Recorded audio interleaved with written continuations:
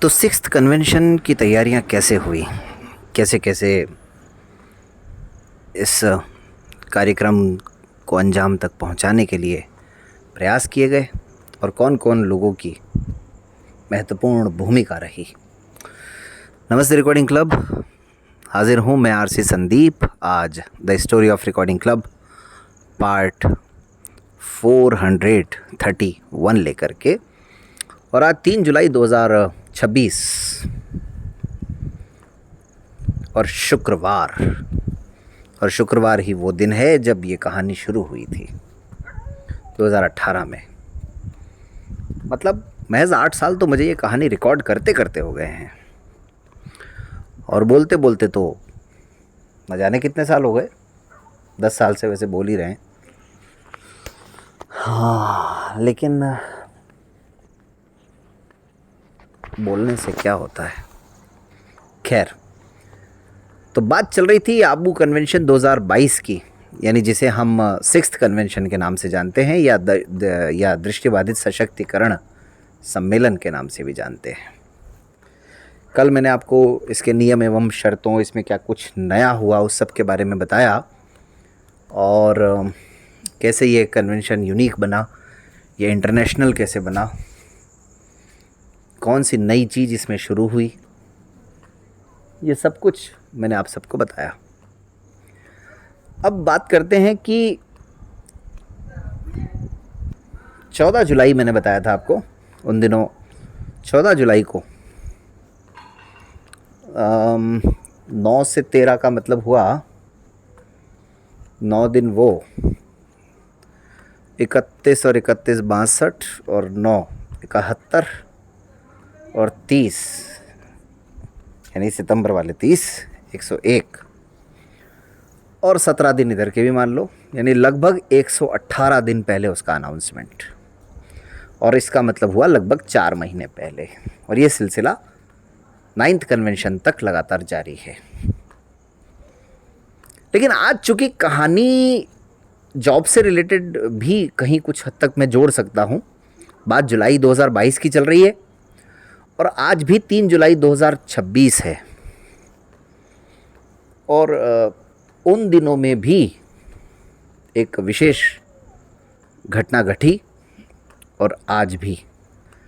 तो मुझे ऐसा लगा कि कन्वेंशन की चर्चा करते करते इन दोनों घटनाओं का भी जिक्र कर लिया जाए। तो 11 जुलाई 2022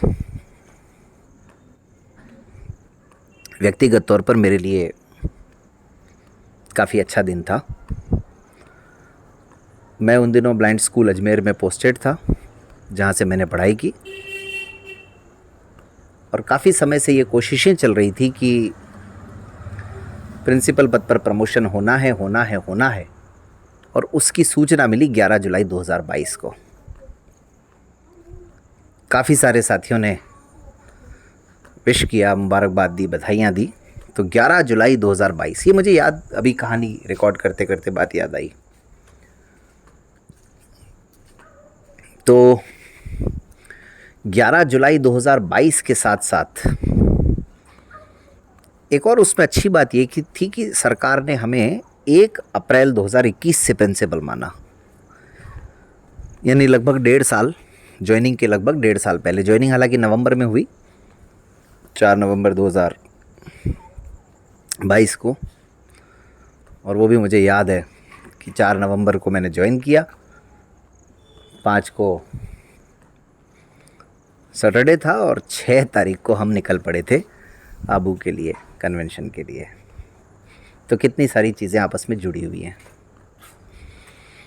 हुआ क्या उसके बाद में कि जहाँ मैंने ज्वाइन किया वहाँ 3 साल तक रहा, फिर अभी लगभग 10 महीने पहले अजमेर में मेरी पोस्टिंग हुई। और यहाँ पर बहुत छोटा सा स्कूल, सीनियर सेकेंडरी स्कूल, लेकिन बहुत छोटा सा। शुरू से हम लोग कोशिश में थे कि कुछ किया जाए। तो यकायक मौका मिला, 5 कमरे बनने तय हुए। उसके लिए फिर एक अड़चन थी कि स्थानीय स्तर पर उसकी स्कूल की बनावट कुछ ऐसी है कि स्कूल की अपनी ज़मीन कुछ ख़ास नहीं है, और आसपास की ज़मीन है तो सरकारी, लेकिन अतिक्रमण। तो समझाइश से कोशिशें कर करके यहाँ वहाँ जुगाड़ लगा के फ़ोन कॉल से कैसे भी करके जैसे भी गोटियाँ फिट की जा सकती थी कर करा के आखिरकार आज वो दिन था जब उन 5 कमरों के बनने का काम शुरू हो गया। अब शुरू तो हो गया, अब वो बनते हैं नहीं बनते हैं, बनते हैं तो कब तक बनते हैं वो एक अलग बात है, लेकिन शुरू होना अपने आप में इम्पोर्टेंट है। मैंने कल भी कहा था ना, well begin is half done. तो उन 5 कमरों को बनने के लिए जगह तो थी, लेकिन उसमें 200 साल पुराने कमरे आड़े आ रहे थे, तो आज उनको डिसमेंटल किया गया। ये मेरे निजी जीवन की बात है, हालांकि इसका रिकॉर्डिंग क्लब की कहानी से कहीं कोई लेना देना नहीं है। अब आते हैं कहानी पर। 14 जुलाई 2022 को हमने लाइव प्रोग्राम किया, और उस लाइव प्रोग्राम में इस कार्यक्रम की जानकारी दी। उस कार्यक्रम में अली भाई, हार्दिक भाई, दीपक भाई, विनोद भाई, मुकेश जी और मैं, और भानु और शिवशंकर कपूर और सीमा गोस्वामी।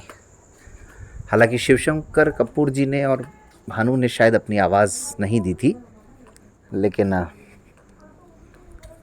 इस तरीके से इस कार्यक्रम में सब ने आकर के, जितने लोगों के मैंने नाम लिए, करीब करीब अपनी अपनी बात कही, कन्वेंशन के बारे में बताया, एक एक सेशन के बारे में बताया, और इसकी आगे की जो पूरी रणनीति है उसके बारे में बताया। और फिर उसके बाद में एक छोटा हमने ऑडियो और जारी किया था यूट्यूब पर, जो मैंने कल जिसकी कहानी आपको सुनाई थी। ये एक विशेष मौका भी था, क्योंकि बहुत दिनों के बाद हमारी कोर टीम एक जगह एकत्रित थी, उन दिनों की जो कोर टीम थी हमारी।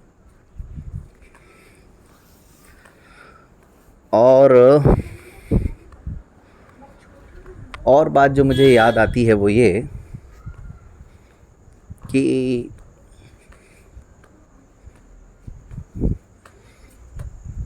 इतनी जल्दी निर्णय लेकर के इसका अनाउंसमेंट करना, ये भी अपने आप में हमारे लिए एक मतलब थोड़ा सा अजीब डिसीज़न तो था, लेकिन वो डिसीज़न हुआ और ठीक ठाक तरीके से वो कामयाब भी हुआ।